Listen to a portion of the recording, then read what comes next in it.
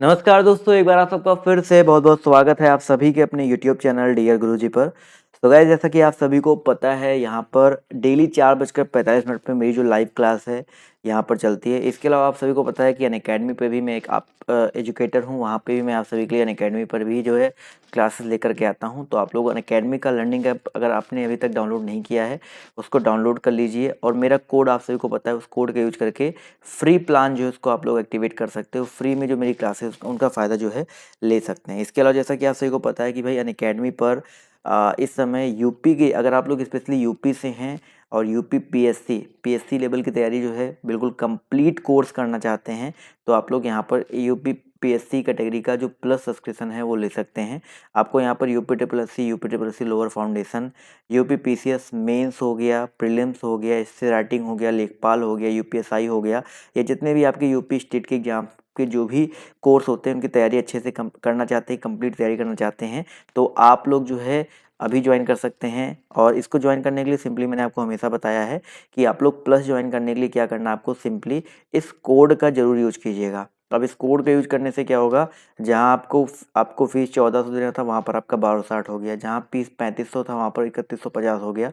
और अगर आप एक साल का लेते हो तो सिर्फ आपका सिर्फ जो है 6300 रुपये पड़ रहा है। तो इस एक ही मतलब फ़ी में, एक ही प्राइस में आपको सारे के सारे बैचेज़ का फ़ायदा मिल रहा है, यानी कि एक ही फ़ीस में आप सारे के सारे बैचेज़ जो है जॉइन कर सकते हैं।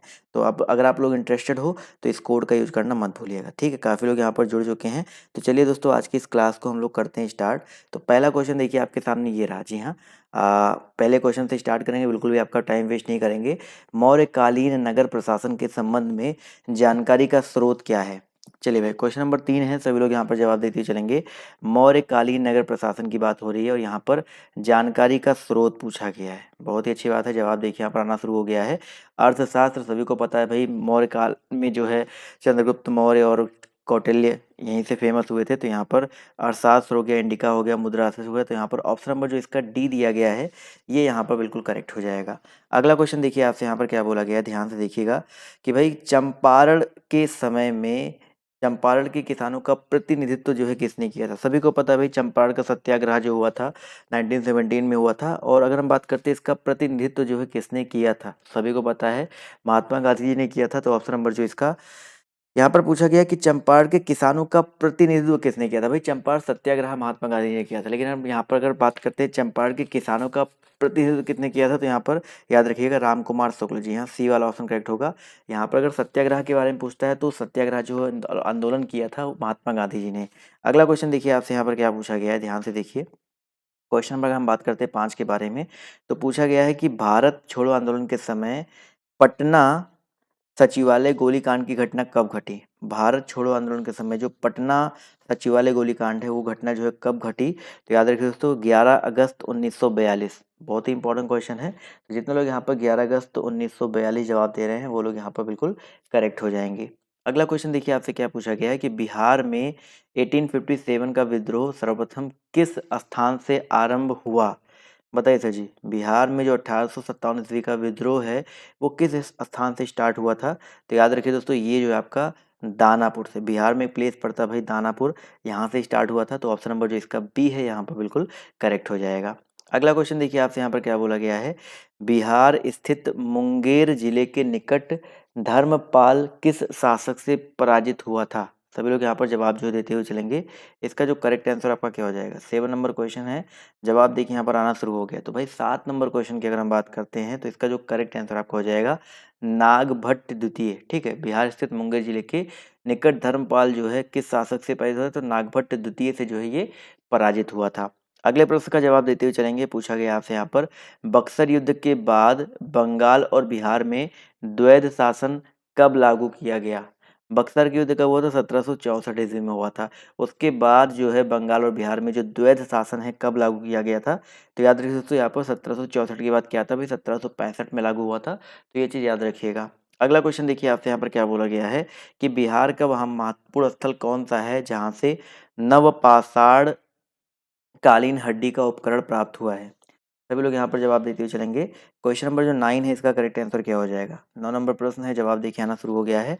तो याद रखिए चिरांद, ऑप्शन नंबर जो इसका डी दिया गया है, इस स्थल से जो आपके नवपाषाण पाषाण कालीन के जो हड्डी के उपकरण है वो प्राप्त हुए हैं। अगला क्वेश्चन देखिए आपसे यहाँ पर क्या पूछा गया है, ध्यान से देखिएगा। जवाब सभी लोग देने का प्रयास करते हुए चलो। अगर आपको डेली क्लास ज्वाइन करना है, आपको एक भी क्लास मिस नहीं करनी है, तो चैनल को सब्सक्राइब कर लेना है। 1927 ईस्वी का साइमन कमीशन का कांग्रेस ने बहिष्कार किया था, क्यों? 10 नंबर प्रश्न है, सभी लोग जवाब देते हुए चलेंगे। इसका जो करेक्ट आंसर आपका क्या हो जाएगा? तो भाई 1927 ईस्वी का साइमन कमीशन का कांग्रेस ने बहिष्कार किया था क्योंकि इसमें कोई सदस्य जो है भारतीय नहीं था। ऑब्वियस सी बात है। ऑप्शन नंबर जो इसका ए है ये मेन रीजन था। ऑप्शन नंबर जो इसका ए है यहाँ पर बिल्कुल करेक्ट हो जाएगा। अगला क्वेश्चन देखिए आपसे क्या पूछा गया है। विक्रमशिला गैंगेटिक डॉल्फिन आश्रयणी बिहार के किस जिले में स्थित है? डॉल्फिन आश्रयणी जो है आपका किस जिले में अवस्थित है? सभी लोग यहाँ पर जवाब देते हुए चलेंगे। तो दोस्तों याद रखिएगा भागलपुर, ठीक है, बिहार में जो है भागलपुर यहाँ पे अवस्थित है। तो ऑप्शन नंबर जो इसका बी है यहाँ पर बिल्कुल करेक्ट हो जाएगा। अगला क्वेश्चन देखिए आपसे क्या पूछा गया है, सभी लोग इसका भी जवाब देते हुए चलेंगे। भाई बिहार में सबसे अधिक भूमि में कौन सी फसल उपजाई जाती है? क्वेश्चन नंबर 13 है, इसका जवाब देते हुए चलेंगे। बिहार में सबसे अधिक भूमि में कौन सी फसल जो है उपजाई जाती है? तो साथियों याद रखिएगा यहाँ पर जो धान है, सबसे अधिक जो है धान उपजाई जाती है। तो ऑप्शन नंबर जो इसका ए है यहाँ पर बिल्कुल करेक्ट हो जाएगा। अगला क्वेश्चन देखिए आपसे क्या पूछा गया है कि जैन धर्म और बौद्ध धर्म में क्या समानता है? जैन धर्म में और बौद्ध धर्म में बताइए सर जी क्या समानता है? सभी लोग यहाँ पर 14 नंबर क्वेश्चन है, जवाब देते हुए चलेंगे। तो यहाँ पर देखिए जाति प्रथा को मान्यता, आत्मा के पुनर्जन्म में विश्वास नहीं भाई, लेकिन हम बात करते हैं पशु बलि का विरोध। तो यहाँ पर जो ऑप्शन नंबर सी दिया गया है यहाँ पर ये बिल्कुल करेक्ट हो जाएगा। अगला क्वेश्चन पूछा गया है भाई, ध्यान से देखिए। सूफी संत मखदूम सरफुद्दीन मनेरी का संबंध जो है किस संप्रदाय से है? तो भाई सूफियों का जो संप्रदाय होता है ज़्यादातर क्या होता है, फटाफट यहाँ पर जवाब देते चलेंगे। भाई चिश्ती दिया गया है, मदारी दिया गया है, सुहरावर्दी दिया गया और फिरदौसी दिया गया। तो याद रखिए दोस्तों मखदूम सरफुद्दीन मनेरी का जो संबंध है वो फिरदौसी संप्रदाय से है। तो यहाँ पर ऑप्शन नंबर जो इसका डी है यहाँ पर ये बिल्कुल करेक्ट हो जाएगा। अगला क्वेश्चन देखिए पूछा गया है कि उत्तर वैदिक काल का सबसे महत्वपूर्ण देवता कौन है? 17 नंबर क्वेश्चन है, इसका जवाब देते हुए चलेंगे।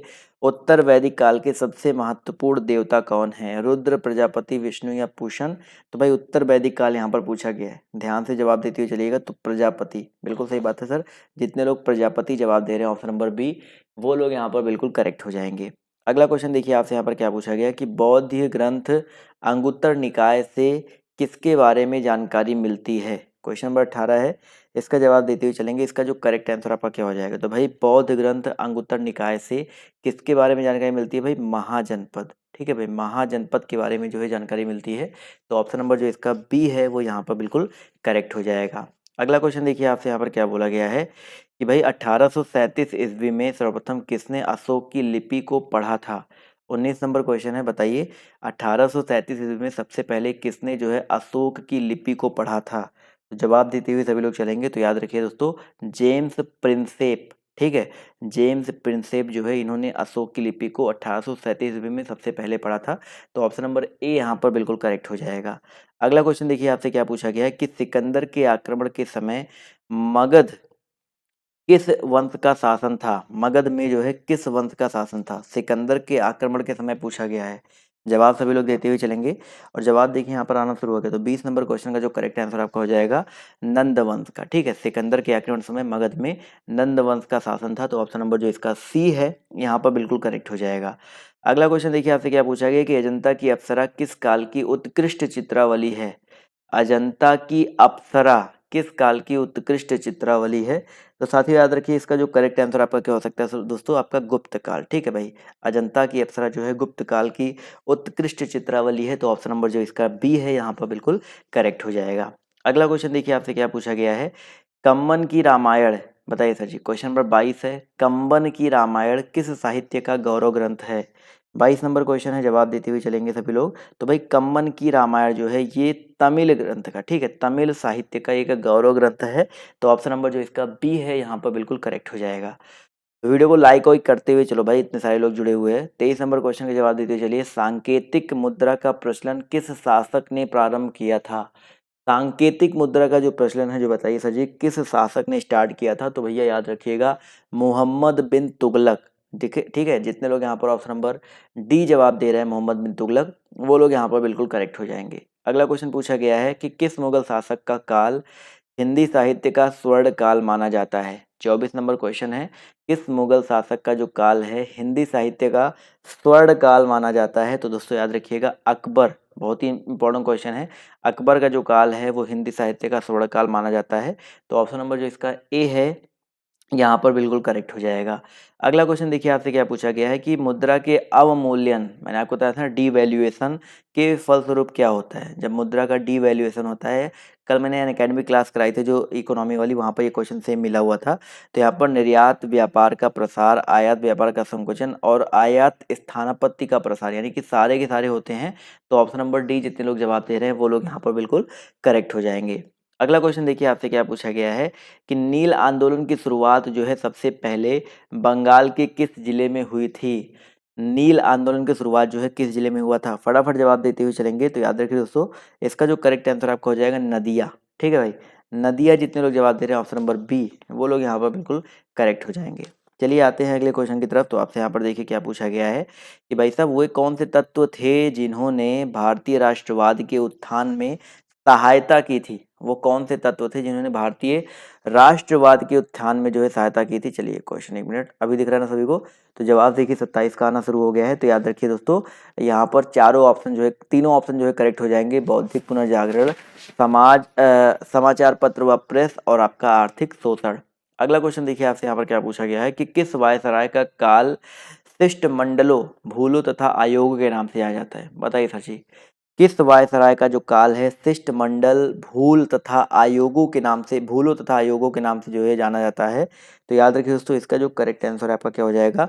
Lord Curzon. बिल्कुल सही बात है सर, जितने लोग यहाँ पर ऑप्शन नंबर ए जवाब दे रहे हैं वो लोग यहाँ पर बिल्कुल करेक्ट हो जाएंगे। अगला क्वेश्चन देखिए आपसे क्या पूछा गया है कि किस साप्ताहिक पत्रिका ने यह विज्ञापन प्रकाशित किया कि आवश्यकता है वीर सिपाहियों की वेतन मृत्यु पुरस्कार शहादत, वेतन क्या है भाई? मृत्यु है, पुरस्कार जो है शहादत है, पेंशन स्वतंत्रता और युद्ध स्थल भारत।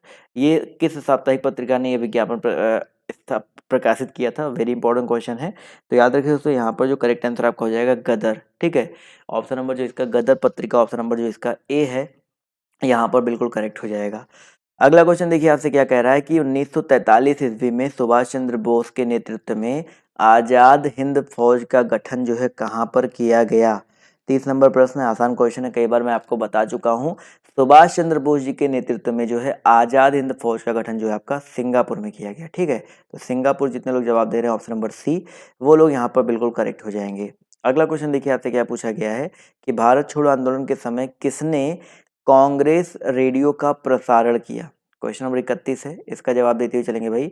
भारत छोड़ो आंदोलन का जो है भारत छोड़ो आंदोलन के समय किसने जो है कांग्रेस रेडियो का जो है प्रसारण किया था?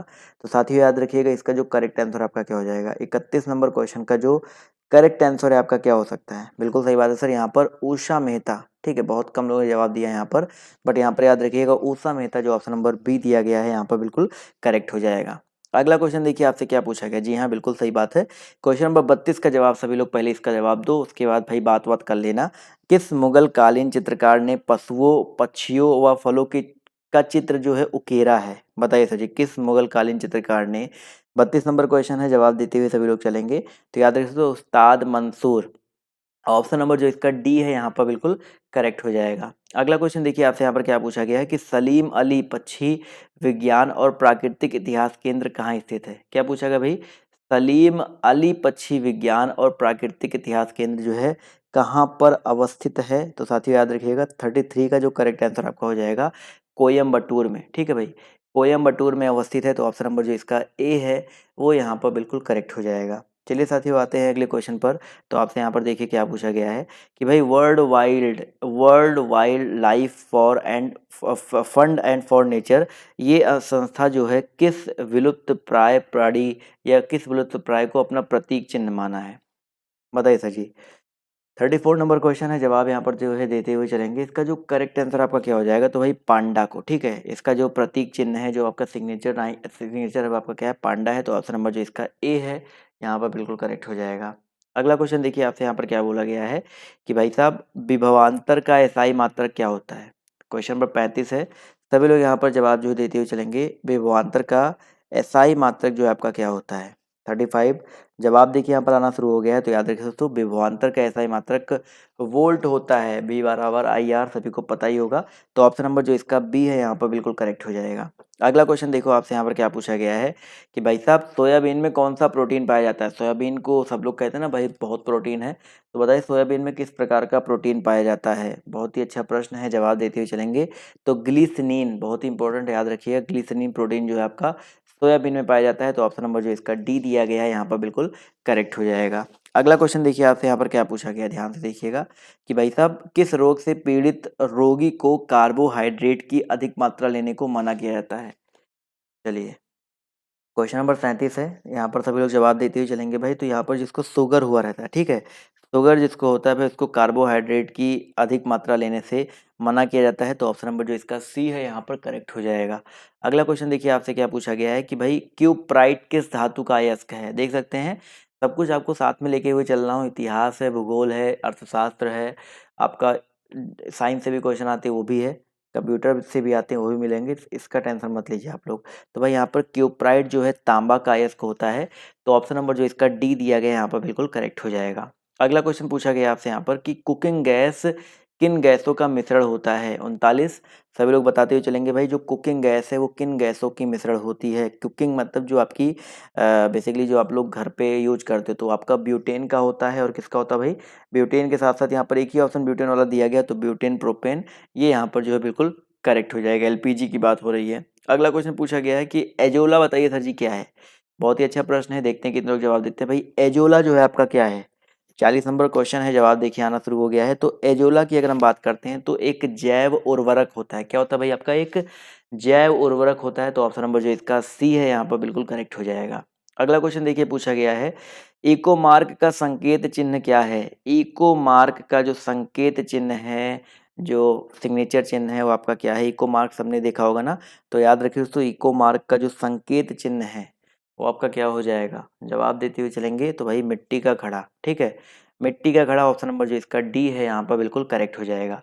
अगला क्वेश्चन देखिए पूछा गया है कि प्रतिवर्ष विश्व वानिकी दिवस कब मनाया जाता है। 42 नंबर क्वेश्चन है, जवाब देते हुए चलेंगे। और भैया ऐप जिसने अभी तक डाउनलोड नहीं किया है, वहाँ पर स्टडी मटेरियल भी मैं देने लगा हूँ, वहाँ पर आप मेरी हिंदी की बुक भी खरीद सकते हैं। तो ऐप जो है ज़रूर डाउनलोड कर लीजिए, वहाँ पर आपको जो चीज़ें हैं, इंपॉर्टेंट चीज़ें मिलती रहेंगी। तो भाई प्रतिवर्ष विश्व वानिकी दिवस जो है कब मनाया जाता है, तो याद रखिए दोस्तों 21 मार्च को, ठीक है भाई, 21 मार्च को मनाया जाता है। तो ऑप्शन नंबर जो इसका सी है वो यहाँ पर बिल्कुल करेक्ट हो जाएगा।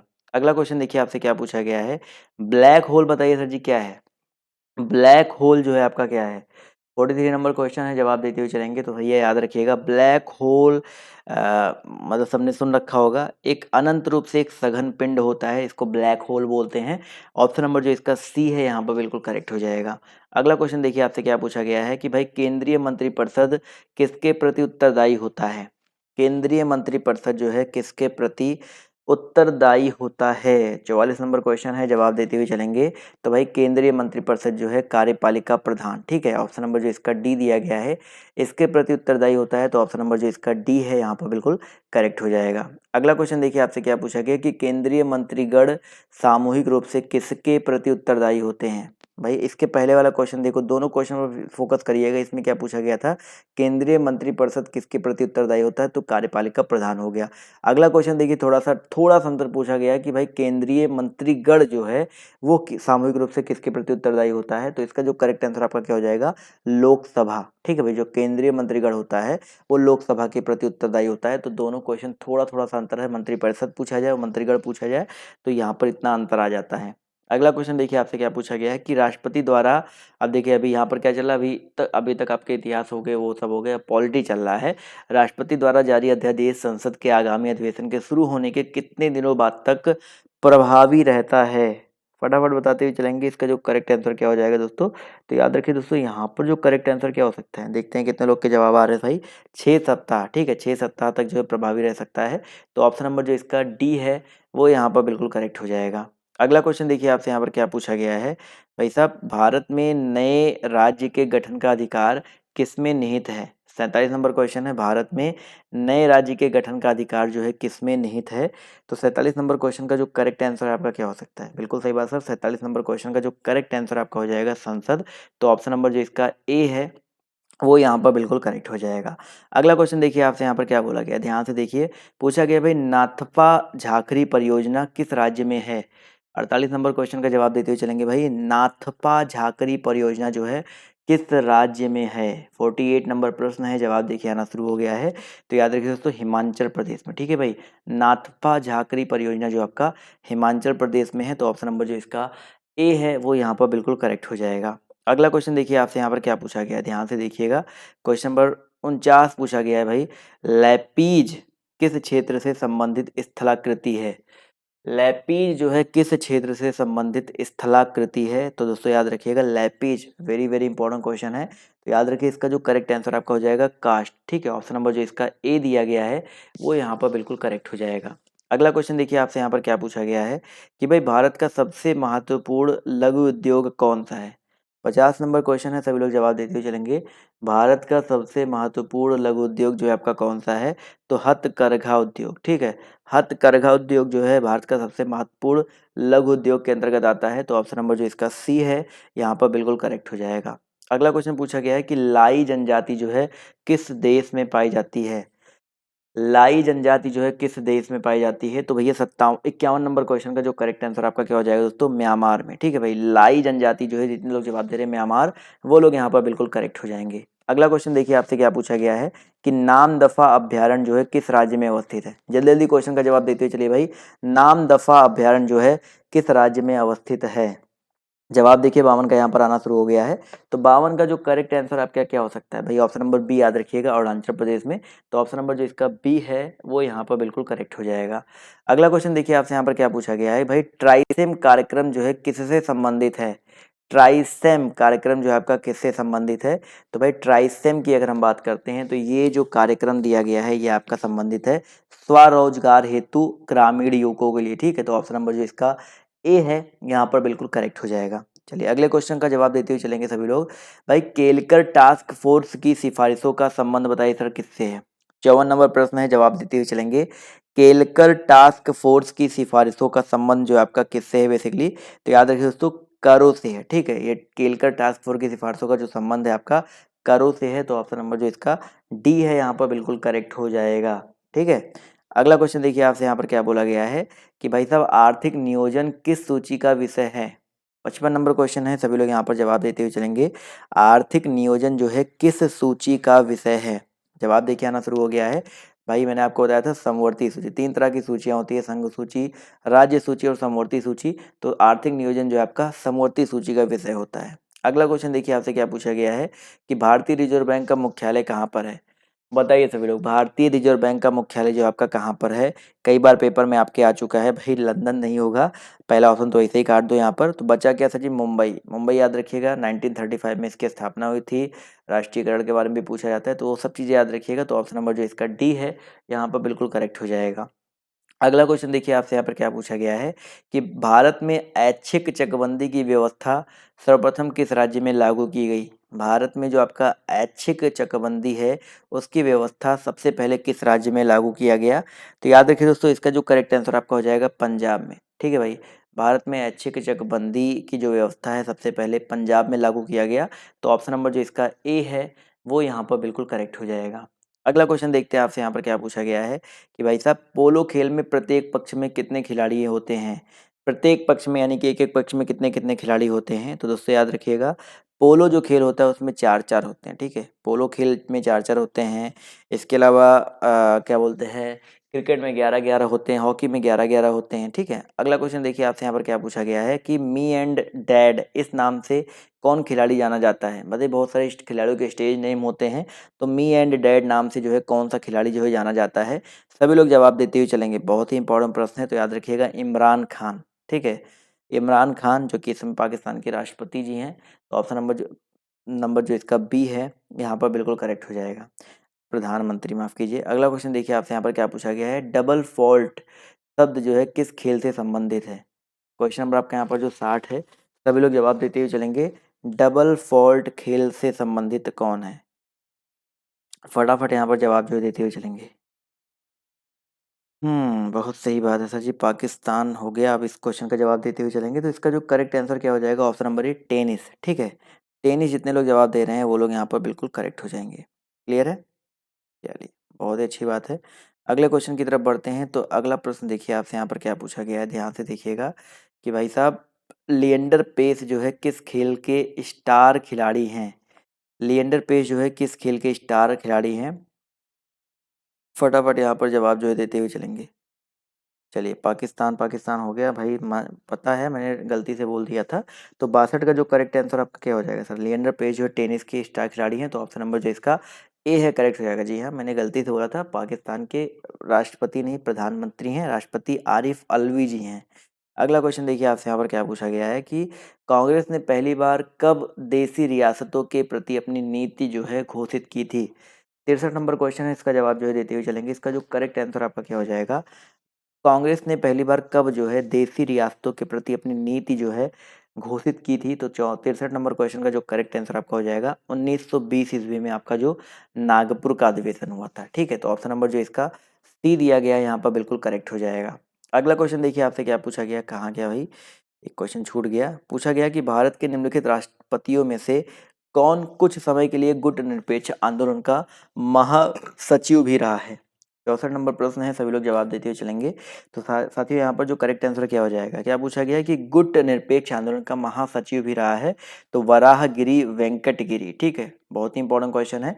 ऑप्शन नंबर बी जितने लोग जवाब दे रहे हैं वो लोग यहाँ पर बिल्कुल करेक्ट हो जाएंगे। चलिए साथियों, आते हैं अगले क्वेश्चन की तरफ। तो अगला प्रश्न देखिए आपसे यहाँ पर क्या बोला गया है, 64 के बाद 65 की बात करते हैं। तो 65 नंबर क्वेश्चन देखिए आपसे यहाँ पर कह रहा है, 66 नंबर, कि कौन सी पुस्तक अमर्त्य सेन द्वारा रचित नहीं है? 66 का जवाब जो है देते हुए चलेंगे। अमर्त्य सेन द्वारा जो है कौन सी रचित नहीं है? तो एशियन ड्रामा। ठीक है, एशियन ड्रामा जितने लोग ऑप्शन नंबर ए जवाब दे रहे हैं वो लोग यहाँ पर बिल्कुल करेक्ट हो जाएंगे। चलिए, अगला क्वेश्चन देखिए आपसे यहाँ पर क्या पूछा गया है, एशियन ड्रामा, काफ़ी लोग यहाँ पर देखिए जवाब दे रहे हैं, बहुत ही अच्छी बात है। अच्छा भाई, अगर एशियन ड्रामा की अगर हम बात करते हैं तो अब यहाँ पर क्वेश्चन ये भी बन सकता है कि एशियन ड्रामा जो है इसके लेखक कौन है? ये भी क्वेश्चन बन सकता है ना। यहाँ पर अमर्त्य सेन ने यहाँ पर पॉवर्टी एंड फेमिन्स लिखा है, चॉइस ऑफ टेक्स्ट ने लिखा है, ये सारी लिखे है। तो अगर एशियन ड्रामा की बात करते हैं तो गुनर मिड्राल नाम था। यहाँ पर मैं लिख देता हूँ स्पेलिंग, GUNN, एक मिनट रुक जाइए भाई साहब, एन है, ठीक है। तो GUNNARMYRDAL, ठीक है। तो यहाँ पर ये नाम याद रखिएगा, ये जो है लेखक है एशियन ड्रामा के। अगला क्वेश्चन देखिए आपसे यहाँ पर क्या पूछा गया है कि भारत में हाईटेक सिटी की स्थापना किस शहर में की गई है? हाईटेक सिटी या स्मार्ट सिटी कह सकते हैं इसको आप लोग। तो इसकी स्थापना जो है कहाँ पर, किस शहर में की गई है? तो बिल्कुल सही बात सर, यहाँ पर हैदराबाद। जितने लोग यहाँ पर हैदराबाद जवाब दे रहे हैं वो लोग यहाँ पर बिल्कुल करेक्ट हो जाएंगे।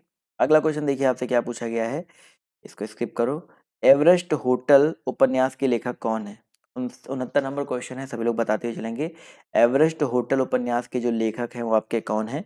तो 69 का जो करेक्ट आंसर है आपका क्या हो सकता है? 69 की अगर हम बात करते हैं तो इसका जो करेक्ट आंसर है आपका क्या हो जाएगा? ऑप्शन नंबर सी हो जाएगा, एलन सियली। ठीक है, एवरेस्ट होटल उपन्यास के लेखक जो है आपके एलन सियली है। तो ऑप्शन नंबर जो इसका सी दिया गया है यहाँ पर बिल्कुल करेक्ट हो जाएगा। अगला क्वेश्चन देखिए आपसे क्या पूछा गया, देश में साक्षरता के स्तर को ऊंचा उठाने के लिए राष्ट्रीय साक्षरता मिशन किस वर्ष प्रारंभ किया गया? क्वेश्चन नंबर आपका यहाँ पर 70 है, इसका जवाब जो है देते हुए चलेंगे। कहाँ गया भाई साहब, पेन तो काम कर ही नहीं रहा है अब। चलिए, एक मिनट रुक जाइए, अभी जवाब आवाज़ आवाज़ आ रही है ना मेरी सभी को? चलिए, 70 नंबर क्वेश्चन का जवाब देखिए यहाँ पर आना शुरू हो गया। तो भाई 1988 जो है आप लोग याद रखिएगा। ऑप्शन नंबर जो इसका डी है। पेन तो चालू हो जाता है, एक मिनट चेक कर लेता हूँ क्या दिक्कत आ रही है। चलिए, अभी चालू हो गया। तो यहाँ पर 1988 जो ऑप्शन नंबर इसका डी दिया गया है यहाँ पर बिल्कुल करेक्ट हो जाएगा। क्लियर है? चलिए, अगला क्वेश्चन देखिए आपसे यहाँ पर क्या पूछा गया है, ध्यान से देखिए कि स्वतंत्र व्यापार नीति उस नीति को बताती है जहाँ, बताइए सभी लोग, स्वतंत्र व्यापार नीति जो है उस नीति को बताती है जहाँ पर क्या होता है? क्वेश्चन नंबर 71 है, सभी लोग जवाब देते हुए चलेंगे। तो याद रखिए दोस्तों, स्वतंत्र व्यापार नीति जो है उस नीति को बताती है जहाँ पर प्राशुल्क जो है अनुपस्थित होता है। ठीक है, प्राशुल्क जो है आपका अनुपस्थित होता है। तो ऑप्शन नंबर जो इसका ए दिया गया है यहाँ पर बिल्कुल करेक्ट हो जाएगा। अगला क्वेश्चन देखिए आपसे यहाँ पर क्या बोला गया है, ध्यान से देखिए। सामुदायिक विकास कार्यक्रम भारत में कब लागू किया गया था? सामुदायिक विकास कार्यक्रम जो है भारत में कब लागू किया गया था?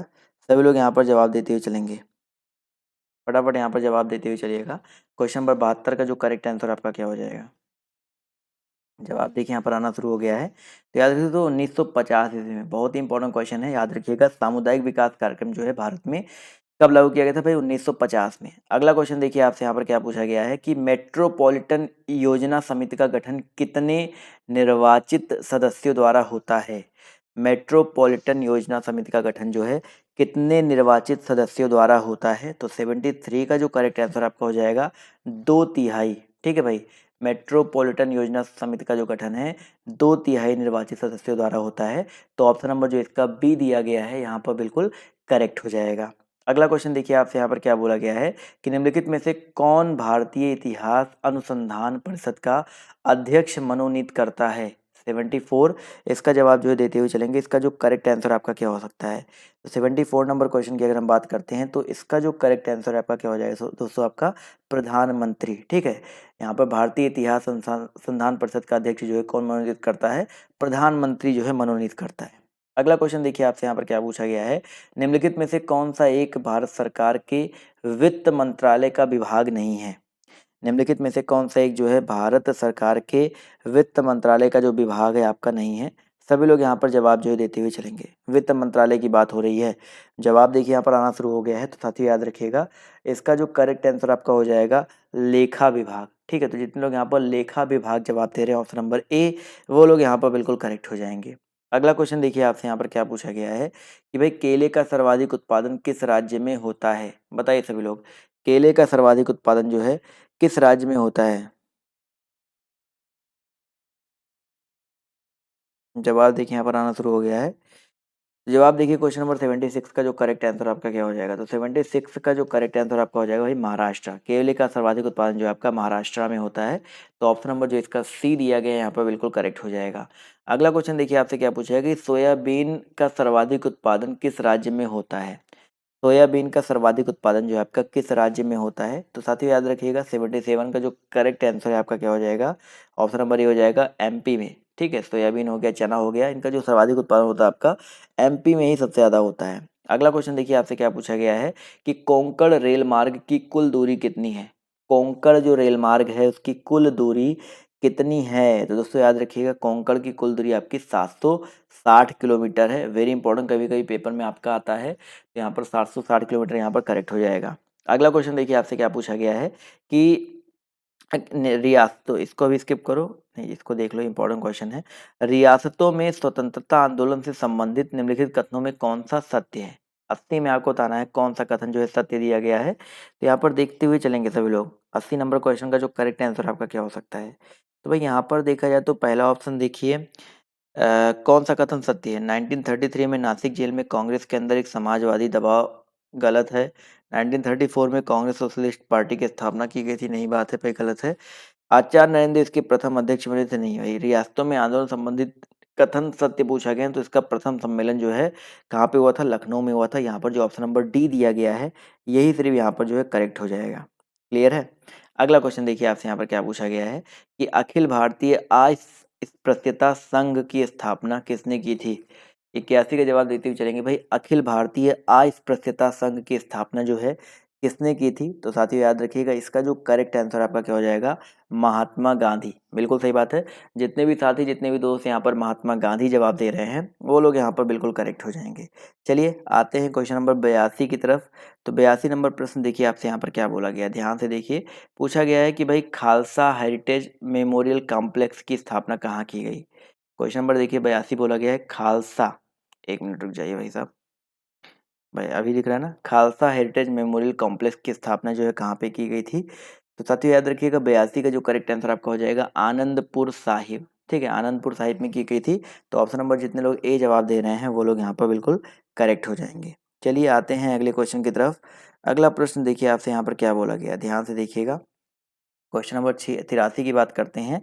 तो आनंदपुर साहिब फाउंडेशन द्वारा तैयार संगमरमर का खालसा, सेम क्वेश्चन फिर से पूछा गया है, थोड़ा सा यहाँ पर अलग है कि इसका डिजाइन जो है किसने तैयार किया था? बताइए सची, इसका जो डिजाइन है आपका किसने तैयार किया था?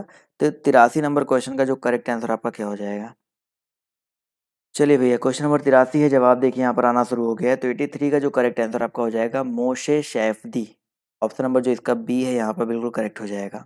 अगला क्वेश्चन देखिए आपसे यहाँ पर क्या बोला गया है, ध्यान से देखिएगा कि परमाणु ऊर्जा विभाग निम्नलिखित में से किसके प्रशासन के अधीन है। 84 नंबर प्रश्न है, जवाब देते हुए चलेंगे कि भाई परमाणु ऊर्जा विभाग जो है निम्नलिखित में से किसके प्रशासन के अधीन है। तो याद रखिए दोस्तों, इसका जो करेक्ट आंसर आपका हो जाएगा प्रधानमंत्री कार्यालय के। ठीक है, ये जो है आपका प्रधानमंत्री कार्यालय के अधीन है। तो ऑप्शन नंबर जो इसका ए दिया गया है यहाँ पर बिल्कुल करेक्ट हो जाएगा। अगला क्वेश्चन देखिए आपसे यहाँ पर क्या पूछा गया है कि भाई बाबा नागार्जुन द्वारा रचित कौन सी पुस्तक नहीं है। क्वेश्चन नंबर आपके यहाँ पर देखिए 87 है, सभी लोग जवाब देते हुए चलेंगे।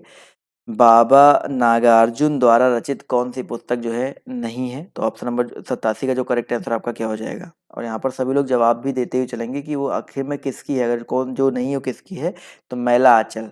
बहुत ही इंपॉर्टेंट है, कई बार मैं आपको मैला आंचल के बारे में वैसे बता चुका हूँ। तो फणीश्वरनाथ रेणु जी की एक आंचलिक रचना है। तो ऑप्शन नंबर जो इसका सी है ये आपका बाबा नागार्जुन का नहीं है। ठीक है, अगला क्वेश्चन देखिए।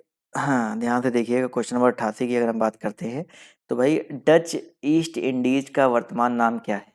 फटाफट यहाँ पर जवाब देते हुए चलेंगे। जवाब देते हुए चलेंगे यहाँ पर जो करेक्ट आंसर आपका क्या हो जाएगा। तो जवाब देखिए 88 का आना शुरू हो गया है। तो याद रखिए इसका जो करेक्ट आंसर आपका हो जाएगा इंडोनेशिया। तो ऑप्शन नंबर जो इसका बी है वो यहाँ पर बिल्कुल करेक्ट हो जाएगा। आते हैं अगले क्वेश्चन पर। तो अगला क्वेश्चन देखिए आपसे क्या पूछा गया है कि खुदा बख्श ओरिएंटल पब्लिक लाइब्रेरी कहाँ पर है। नवासी, आज काफ़ी ज़्यादा क्वेश्चंस मैं लेकर के आया हूँ तो बोर मत होइए, सभी लोग यहाँ पर जवाब देते हुए चलेंगे। तो जवाब देखिए यहाँ पर नवासी का आना शुरू हो गया है। तो नवासी का जो करेक्ट आंसर आपका क्या हो जाएगा। 89 नंबर क्वेश्चन की अगर हम बात करते हैं तो इसका जो करेक्ट आंसर आपका क्या हो सकता है। जवाब देखिए यहाँ पर नवासी का आना शुरू हो गया है। तो 89 नंबर क्वेश्चन की अगर हम बात करते हैं तो इसका जो करेक्ट आंसर आपका हो जाएगा पटना। ठीक है, तो जितने लोग यहाँ पर पटना जवाब दे रहे हैं वो लोग यहाँ पर बिल्कुल करेक्ट हो जाएंगे। चलिए चलिए, एक मिनट में चेक कर रहा था। अगला क्वेश्चन देखिए आपसे यहाँ पर क्या पूछा गया, ध्यान से देखिएगा कि भाई साहब राष्ट्रीय एटलस और थेमेटिक मानचित्रण संगठन का मुख्यालय कहाँ पर है। 90 नंबर क्वेश्चन है, इसका जवाब देते हुए चलेंगे। सभी लोग यहाँ पर जवाब देते हुए चलेंगे। जवाब देखिए यहाँ पर आना शुरू हो गया है। तो भाई 90 नंबर क्वेश्चन का जो करेक्ट आंसर आपका क्या हो जाएगा, बिल्कुल सही बात है सर, 90 का जो करेक्ट आंसर आपका हो जाएगा कोलकाता में। ठीक है, राष्ट्रीय एटलस और थेमेटिक मानचित्रण संगठन का मुख्यालय कहाँ पर है, कोलकाता में है। अगला क्वेश्चन देखिए आपसे क्या पूछा गया है कि भाई दीवान ए इस्तिहाक की स्थापना किसने की। क्वेश्चन नंबर आपका देखिए 91 है, पूछा गया है दीवान ए इस्तिहाक, वेरी इंपॉर्टेंट क्वेश्चन है, सभी लोग जवाब देते हुए चलेंगे। तो भैया 91 का जो करेक्ट आंसर आपका हो जाएगा रजिया सुल्तान, पहली मुस्लिम शासिका भी इनको माना जाता है और इन्होंने जो है दीवान ए इस्तिहाक की स्थापना की। ठीक है, अगला क्वेश्चन देखिए आपसे यहाँ पर क्या पूछा गया है, ध्यान से देखिएगा। क्वेश्चन नंबर आपके यहाँ पर 92 बोला गया है कि समूचा भारत एक विशाल बंदी गृह है, उपरोक्त कथन जो है निम्नलिखित में से किसका है।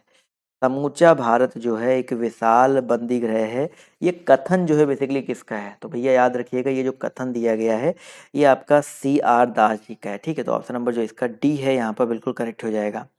अगला क्वेश्चन देखिए आपसे यहाँ पर क्या पूछा गया है, ध्यान से देखिएगा कि भाई किस धर्म के अनुयायी खाओ पियो और मौज करो के सिद्धांत में विश्वास रखते हैं। भाई बहुत ही अच्छा धर्म है, जो भी धर्म है बहुत ही अच्छा धर्म है, खाओ पियो मौज करो, ऐश में रहो, बिल्कुल चिल रहो, जिंदगी अच्छे से कटेगी। तो 93 नंबर क्वेश्चन का जो करेक्ट आंसर आपका क्या हो जाएगा भाई वाम मार्ग। ठीक है, वाम मार्ग वामपंथी जो थे, ये ऑप्शन नंबर जो इसका सी है यहाँ पर बिल्कुल करेक्ट हो जाएगा।